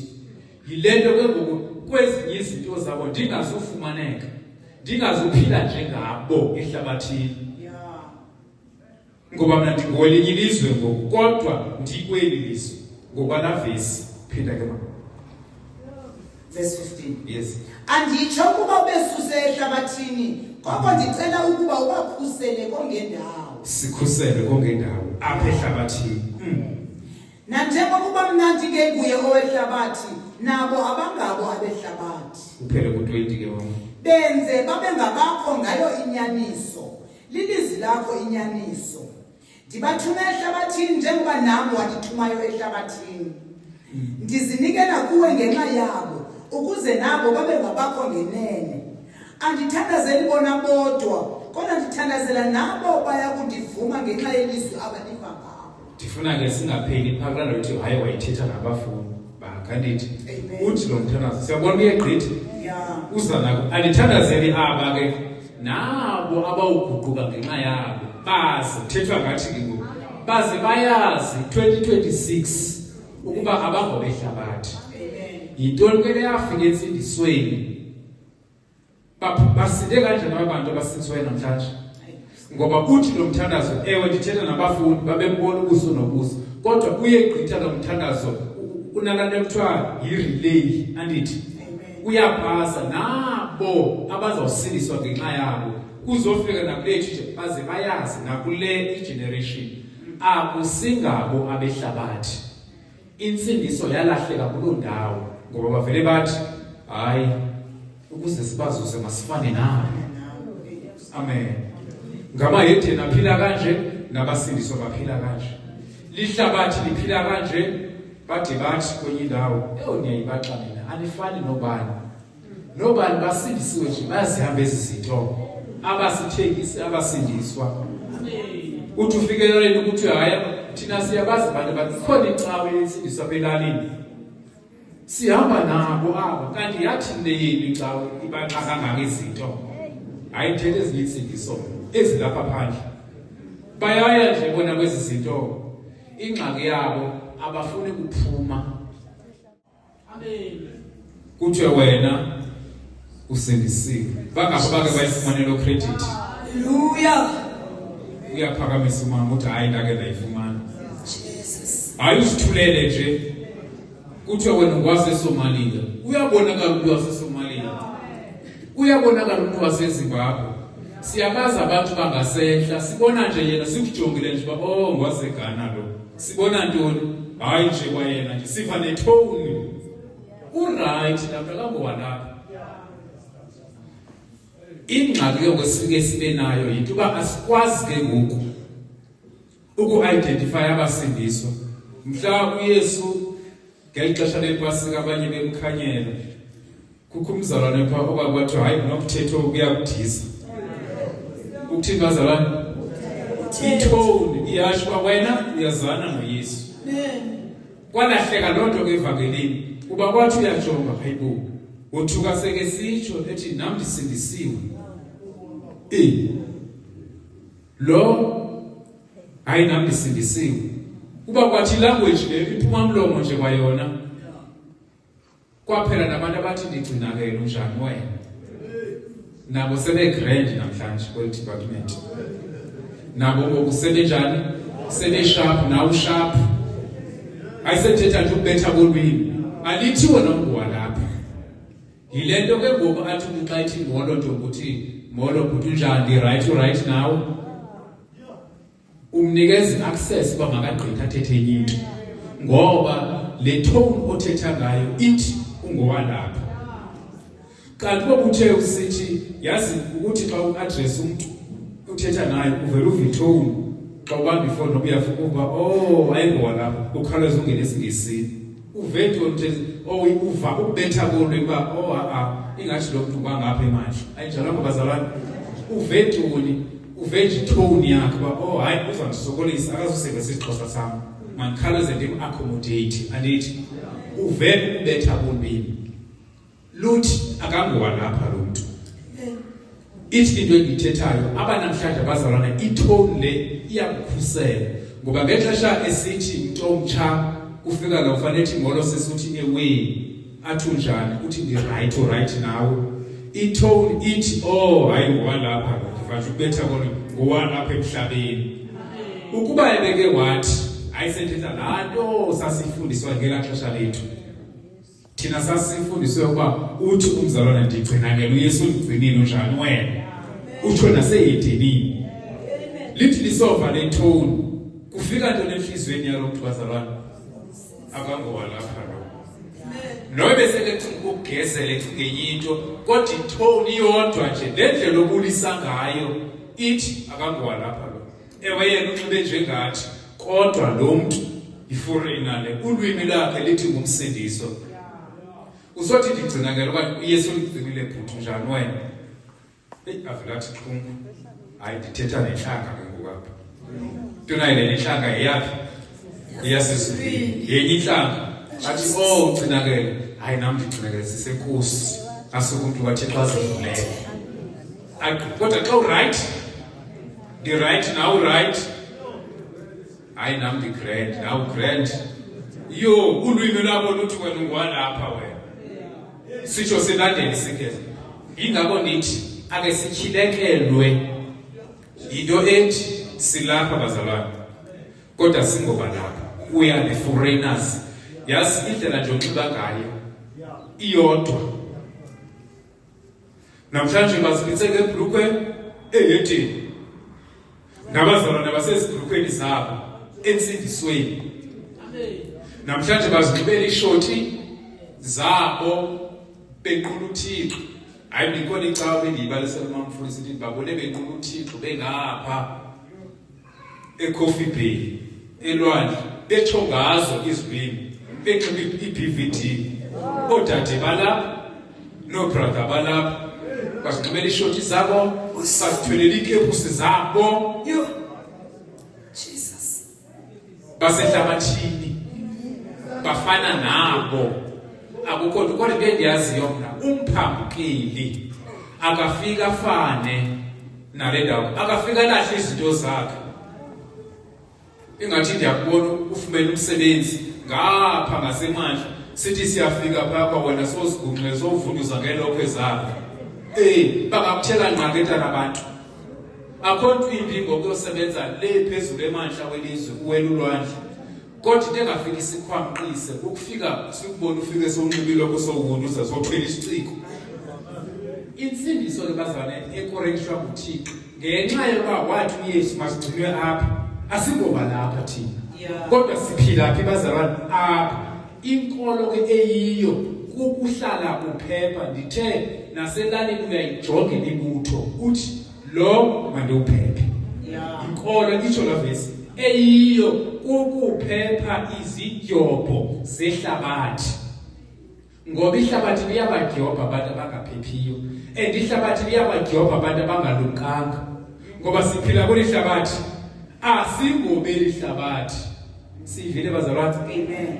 siphila kule hlabathi asingobeli hlabathi inkolo ke eyiyo ukuzuthixo umonelise phepha izidyobho zehlabathi ithini bazalwane phepha abantu beHedeni baza kubetha ukwenza izinto elizweni labo amen aza kubetha amaHedeni njengalento enthe isenzeke eMonti bebebhokela abantu belelo ilizwe labo latsha yathi idolophu ichiswa ngumuntu otheni ovela zothi yena ungwalapha engengwalapha amisa ubukumkani into ezakuqhabisa ngamaHedeni yilento ezothi usindisiwe kodwa iHedeni likubona uthule nomtshawalo into ezakubethisa ngamaHedeni yilento ezothi wena kuyinsizwa uthi usindisiwe kodwa iHedeni likubone ubhizi namantombazana wabo ubhizi namatshela amaHedeni zizawutshake ngoba ngoku wena umisa ubukumkani elizweni elingelo lakho insindiso eyiyo isishivesi kukuphepha izidyobho zehlabathi ndithatha igama lethi kukuphepha ngeke uyiphephe into engekho phambi kwakho ithetha ukuthi njengoba sisindisiwe nje kukhona izinto ovele umamele uthi mandiphephe ayoyasekhaya le ndithe sixawa ngabantu abadla amasele angadliwayo kowabo sixawa ngabantu abadla ihabhu ezingadliwayo kowabo into yakowenu udlinto engadliwayo kowenu iza kugulisa yilento abantu baseChina abathi ngeke siyothenga imingqusho yabo sizawutya into zethu zemicimbi yethu silapha asingoba lapha ngoba mhla wathatha umngqusho wamtya uzoba nengxaki amen ngoba kangoba lapha nanso ke ingxaki sinayo ngabazalwane banamhlanje bangafuni ukuzazi uba andingowa lapha mayizi imicimbi yelizwe lami ndidle yona iphinde ke mama lesifunda yibese 26 ewe umuntu angazithukela ukuba ulikholwa Yes. kodwa uyazikhohlisa ukuba akakwazi ukulawula ulwimi lwakhe ukuba akakwazi ukulawula ulwimi lakhe yes ifuna ke phayizana ingamampunge nje into yokuba ulikholwa inkolo enyanisekileyo nengenachaphaza kuThixo uba uyile ukubonelela ingedama nabahlolokazi Yes. abahluphekileyo nokuphepha ukudyojwa lihlabathi thina ke sikule yokugqibela andithi Amen. namhlanje nokuphepha inkolo edingwa nguThixo ngumuntu ezazi one andingowalapha two aphephe mntomtsha imadoda uyazi uba ngamahlungulu la andizohamba nawo azondidyobha uthene engaphephi kangaka lo muntu uthene ngoyiki ngoba inkolo endiyaziyo mna eyiyo edingwa nguThixo zilistiwe 1 2 3 xa ifika ezantsi nokuphepha ukudyojwa lihlabathi wayithela uthini umbhali wayeyazi uba mntana wami sizophila ehlabathini singengoba ehlabathi. And number 2, ehlabathini kukhona izidyobho. So umuntu okholwayo serious ngensindiso uvula amehlo ayazi uba yi-foreigner emhlabeni, andingowa lapha wathi uYesu masigcinwe apha emhlabeni. Sibambele bazalwane, siphile nabo. Yilento ke naxa ufika i-idea uzofika ndithi kumvundlela kangaxa wetshoyo andithi yitshilo lento. Andizumtshintsha ngoba nditshintshe i-citizenship kuphela, andiphumanga ehlabathini, ndizalwa nguye. Kodwa ndingwane ezulwini, ithi i-citizenship yam ukwamkela uYesu. Asingoba lapha kodwa bagcine kulo ihlabathi. Amen. Amen. Xa sigcine kwihlabathi ufundele amavesi. Inkolo wedima nguThixo kukuphepha izidyobho zedle umsebenzi wethu. Njema umamele emsebenzini uthi hayi le ayoyanga. Futhi ungaxabani nabo, hayi bantu ngeke ndiyijoyinele. Ndingayijoyina le. Amen. Elalini ipresent into uyive ngoba iza kuxabanisa noThixo. Amen. Inkolo eyiyo kukuphepha zijonge izinto zifaka kuyo zehlabathi. And ndiyaphinda bazalwane sesichaphazeleka nathi nje ku-middle class. Mama ungamele ndiyayiphinda le yinto uba abazalwane abazazi uba abangoba lapha. Ngoba xa kufika abantu bepresente into zabo bezithethwa apha ziku-middle class, abakulo Yesu bayangcotsha uyijonge uthi hayi vele mna ndingona le nto ayithethi nam. Amen. Ayoyam. Mabajoyine kodwa le ayo abantu bazalwane ayoyam. Yazi xa sowuzazi ezinye izinto ke ndiyeke noba zide zivele pha. Mna ndake ndabizwa ngumphathi wam, hayi ndithi baza nimve kakuhle mna ubantu bazalwane mna ebuza uba zithini into zakho ntoni kwincoko bazincokola nogqirha kwathini nangu ugqirha uyakwazi ungena ngale ndlela kulo gqirha inyanga nenyanga ukhupha kanje uzoseyiva lo gqirha uthi danento ethi vele mna ndingowa lapha. Yazi bazalwane ndiphila kwenye kingdom uright wehlabathi andithi kukho izinto endisubscribe kuzo uThixo khona into endimenzela zona nenkolo yam ithi andinode kangako. Amen. Ngoba kukho into endiyikhupha endisa kuThixo nyanga nenyanga phaa kuThixo uthetha ngam ngabantu bazalwane ke ngoku zibanimve kakuhle. Le ezinye izinto zezabo zi-right for bona abazalwane. Hayi it's not medical aid ndayishoyo ndithetha yona yenye izindlela wayeyithetha yokuphila uba ungena kanje kogqirha ikuthi uthi soyimamela ndiba hayi yabo. And ekugqibeleni kukho abeza kuhenga khona ngoba iyabe ibypass into ezithile uthi xa ijonge ekugqibeleni iyabe ibe nokungahlambuluki okuthile.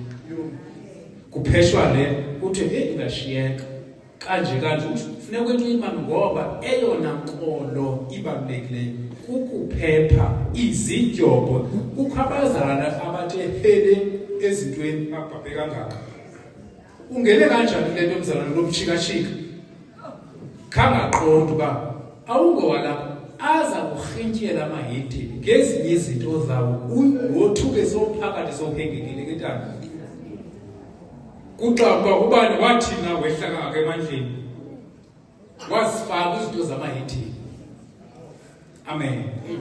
Wazifaka kwizinto uthi xa ijonge ekugqibeleni ayihlambulukanga amanento ayoyakho wenu. Silapha bazalwane asingoba lapha. Eyona nkolo iyiyo utsho izwi likaThixo ukukuphepha izidyobho zehlabathi. Ithethe ukuthi sikweli hlabathi kodwa ehlabathi xa ungajonganga lingakudyobha. Ngenye imini ungaxabana noThixo ngoba ungumzalwane ongawavula amehlo kwizinto ngoba ingxaki thina siyiphile lizwe lelingelo lethu. Izinto ezityiwayo nam kule ndandingayazi mamongameli uba kanti le nto inengulube phakathi. Yeva ukuphile lizwe lelingelo lethu. So ndizoyiva later uba hayi khona apha ifakile ithi na le nto.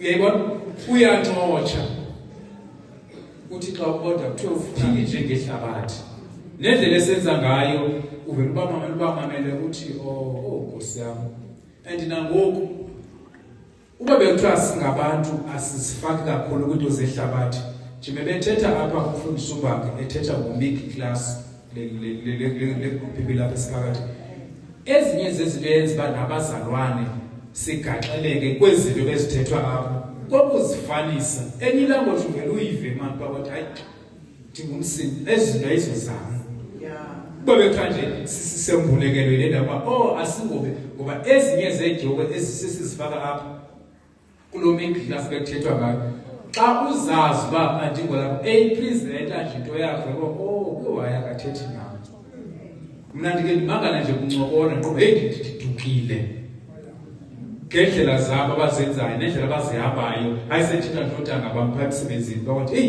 ndilost nyani futhi nqoba ndikulela ukubulost babo ngoba andizazi ezithembu zabo yabona ngeweekend kwathi ndilahleke nyani and kumele ndilahleke ngoba aba bantu vele nje sokukhuleni ilizwe labo indlela benza ngayo indlela abayispenda ngayo imali elizweni andingowalapha mna so ndivele ndibe loses kodwa wena ufana nabo yonke into indlela benza ngayo uyangena kwizinto abazifaka kuyo nawe uyangena ngoku ngengowalapha bona banendlela zabo udityaniswa imali kuthiwe service yadibanisa siyaphuma ngeweekend kusho ulutsha andinamdipha ndithi hayi dibanisani uthi hayi ingamfaki kanini sikulibele kanene ewe kuthiwa ndingumref sikulibele kanene umref andinangxaki ke andingowabo hayi dibanisani bandidibanisani isihlobo zam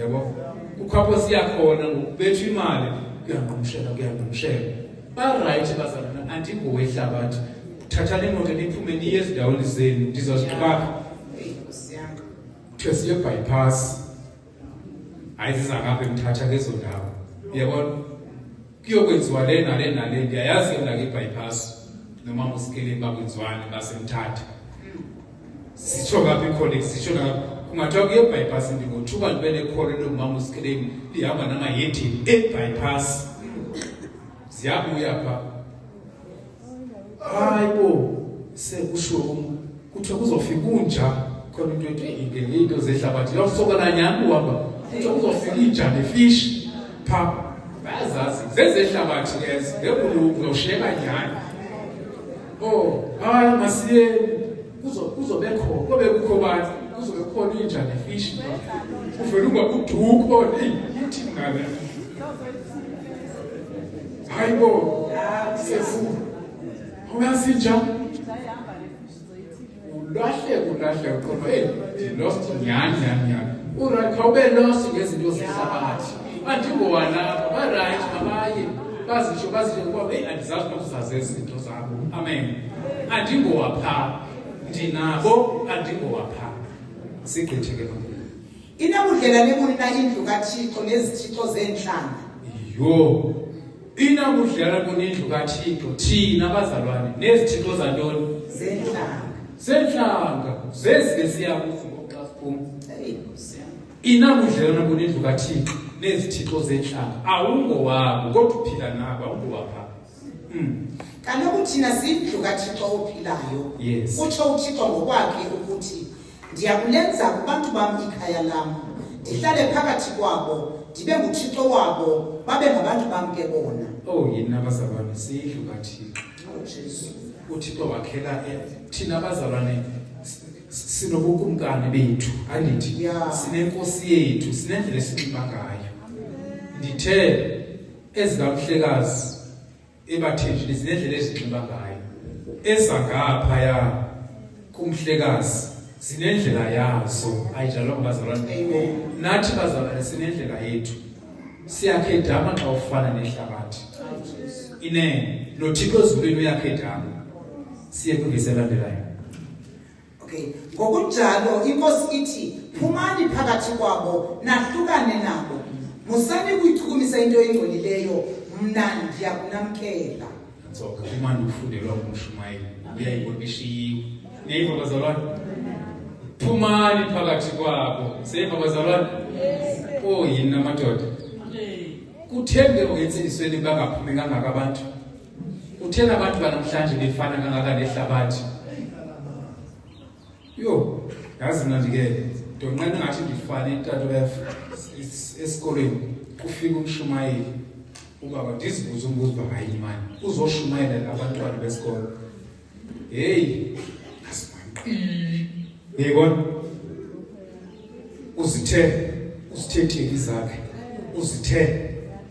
azithi chain lakhe ayeke ashumayele amen ngapha ndibakwathi waphi lo muntu uthetha indaba zasekhaya into ezazithethayo zezaphi tonandi xakwe ukuyivele into bazalwane uxakwe akakhumshi umuntu kodwa ufahlele eza ngapha ekhaya ngapha emzimkhulu kuyibolela nto kwathi waphi nalo muntu isinxibo esisezasangapha eKZN kodwa ulwimi olu waphi nansi ivele endikhethaniseke mna ke bazalwane indaba zazithethayo lo mshumayelo lapha osivakatshele apha emsebenzini mntakanonasi zizasekhaya kodwa hayi ndixakwe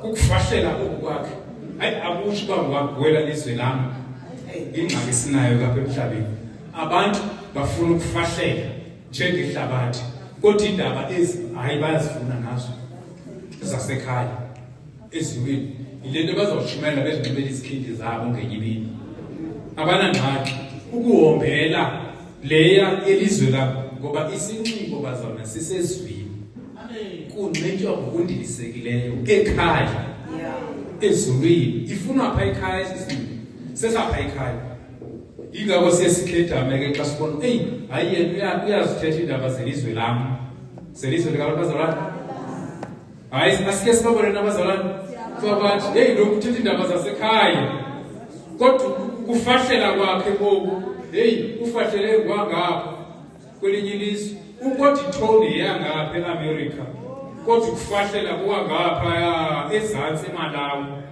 ngwaseMalawi kodwa ithoni yangapha eAmerica ukubetha kolwini hayi mani ngumAmerica lo kodwa kufahlela umSomalia lo nanso ingxaki esinayo emhlabeni abantu abafuni ukuphuma baphele phakathi kwabo ivesi elandelayo incwadi yaKobe chapter 1 verse 26 and 27 yes ma'am ewe umuntu angazicingela ukuba ulikholwa kodwa uyazikhohlisa ukuba akakwazi ukulawula ulimi lwakhe ingama ungenje into yokuba ulikholwa inkolo enelisekileyo nengenachaphaza kuThixo uba uyile ukubonelela inkedama nabahlolokazi abahluphekileyo nokuphepha ukudyojwa lehlabathi thina ke sikweyiphi namhlanje nokuphepha ukuthi bazalwane ukudyojwa lehlabathi umuntu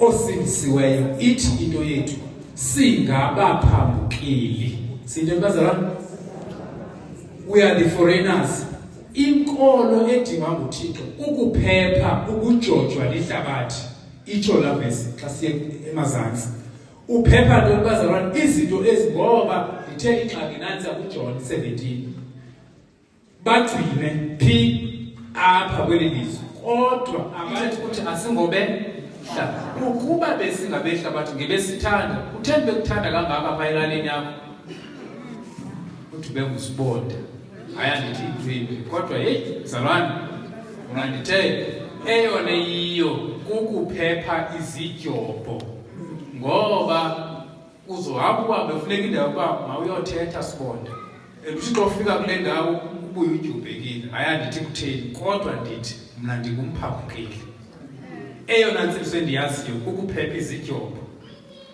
uzifake ke nasemibuthweni yakho ube nguchairperson wezinto zabo usogqiba ezinye kuthiwe kuyacelebrate siya kwi-celebration yombutho namayedeni uzayiva phakathi uzobuya uzoxalisa abashumayeli bakho ingxaki zezinto zihambayo zamayedeni awuziphephi izinto singabaphambukeli umandele nje nonyuliwe ndingusihlalo phayilalini zalwane wethu thibhapile soba zinhloko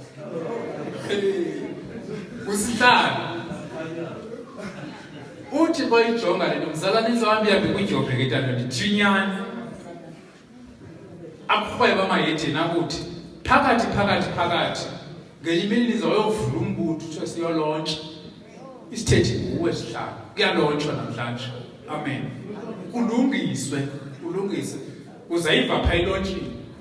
And le launch uzayibona ba amayethini azokwenza ilonchi ngokwelizwe lawo. Ezenzela ilonchi zawo ngendlela yawo. Isayiva bazalwane. Ubizo uthe khawuzoqhushumbisa eliqhasho. Ya uzoqhushumbisa nyani. Phakathi and xa ubuya batata uzobuya uthi uyiva pha emoyeni wakho ba hey umoya uzoliqhushumbisa nyani sicela tata manqaza enzele itoast. Ukuyilonch yombutho welandi.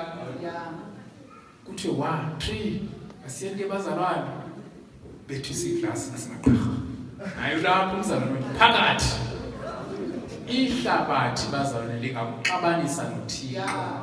Eyona nkolo iyo kukuphepha. Izidyobo ba right abantu benza into zabo uzoyokwenza pha amaqhashu uthe masisele ithamo lokuqala lithi elesibini lithi zezaphakeza. Urhabule ke mzalwane wethu. Usorhabula yaqhuquzela esiswini. Ayoya kuwini. Awana ngqala amayethini. Ayoya kuwini leni into. Uzoyiva seyingenile ngaphakathi esiswini kuba wathi hey ayiphathanga kuhlekele into. Ubuyokwenzani? Ingxaki yakho uyawathanda amahlungulu. And amahlungulu azakunika into ezimdaka. Eyona nsindiso inkolo kukuphepha izidyobo. Mandela kona kumane uba ngosihlalo kwezinto zapha elalini. Umane uba uthi umane umenye uzayiva pha kwilonch ngenyimini. Ekulonch amayethini ethi ephethu inyama zawo. Ngenyimini uzoyothuka seyisepletini eyahagu ilapha. Uyokwenza lezihlangi. Zenza into zazo. Ivesi yokuqhubela ngamasithandazo. Kodwa aningabo abehlabathi. Asingabo abehlabathi bazalwane. Yeah, siphuma nalonto but we are the foreigners. Ake siziphephe izinto asingabo abehlabathi. Ungaphili ngathi ingathi ndiyabona ule eEngland unxibe njengama England unyana wakho uyophakela kuba wathi umuntu akutheni nangoku. Hayi tata kunywa kanje ke ngoku uyosebenza pha. Nanso qhabaza nathi sine agenda apha emhlabeni. Ayithi masifike sithwale iziciko zakho uyazelaphi lento. Ungamthela nqa unyana wakho ufike sekevunduza ngapha eEngland. Sekenxiba into zangapha ayibinjalo. Qhubezela ke. Kodwa aningabo abehlabathi kuba mina ndaninyula kulo ihlabathi. Kungoko ninithile ihlabathi. Kungoko abayifuni nokuyibona ke mamuntu okuthiwa lihlabathi. Leyo masibaxabanise nehlabathi ilento ingafunwa yinsindisweni. Kungoko lenithile ihlabathi. Khona incawe abelalini nayo yensindiso. Ake watsho omnye kumathi obani bayazihamba nje kulezi zinto. Abafuni ukuthiwa lihlabathi. Abafuni ukulenza leli vesi. Uzoyithi kungoko lenithile ihlabathi. Aningabehlabathi. Save bazalwane. Amen. Uthi usuka ngenyimini uhambe into zabo bakudlise nyani pha. Akuyekele uThixo. Ubuyokwenzani? Awungowehlabathi. Uthi usuka ngenyimini uwele pha. Ubuyokwenza into nehlabathini. Uthi usuka ngenyimini ubuye nezifo. Ngoba udlisa izinto ezenza kuwe. Ngoba ihobe alizidli izinto zamahlungu. Amen. Cela ke simeke izinyawo. Bazalwane singabaphambukeli emhlabeni. Isho into yethu namhlanje kuseni. Ake siziphathe njengantoni bandla? Njengabaphambukeli. Ake siziphathe njengabantu basemzini elizweni elingelo lethu. Iqhala lami ke xa ndizohlala phansi ilali biyenzeka pha besivesile sibonile kusitsha imoto. Uthixo uzoba nomsindo xa sisokha izinto nehlabathi. Amen. Kuzavutha kwakho ngenyimini. nguThixo benixesha ucunukela ezinto zehlabathi ezilapha kwakho. Amen. Ngoba uthe wena inkosi yalapha nguYesu andithi kodwa izinto ezilapha kwakho azithi inkosi yalapha. Ndithe bazalwane angamangala umhlekazi wabathembu kuyele ekhaya xa ngazi ummema athi efika kwafika khona izikhumba namakhawu ase-KZN esizweni sakhe. Into ekhenda besuthixo ubona athi xa ingene insindiso nawe kwathi hayibo sesiphi esisizwe kunxitywe kanjani kwesisizwe ayingobantu bam aba ngoba ngabe bathenjini thina sizifakela insimbi sinxiba imibhaco kwisizwe sasebathenjini anjalo bazalwane kutheni kufahlelwe njengoku sibona isifuba singaphandle asiyazi thina losisinxibo yile nto ekhetha besuthixo entsindisweni bayambiza ehla moya oyingcwele oyini bazalwane athi xa ehla umoya oyingcwele kwathi hayi bona ngabantu baphi nabo abandibizayo lolu uhlanga olu ubona inkepusi Thixo umoya oyingcwele kaThixo endlini kaThixo ayitheli insizwe yanamhlanje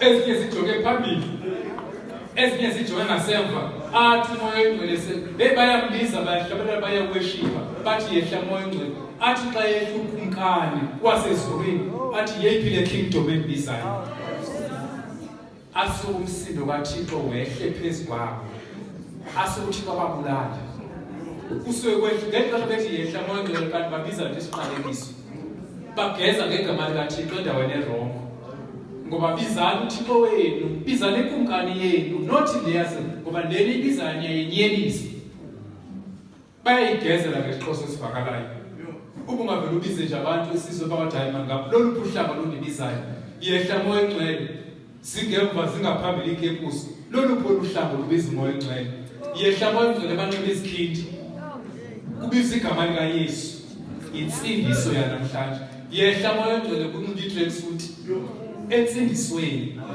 bazalwane ivangeli lithi masiphume ehlabathini eyona nkolo ukuphepha izidyobo zehlabathi cala ke sihlabelele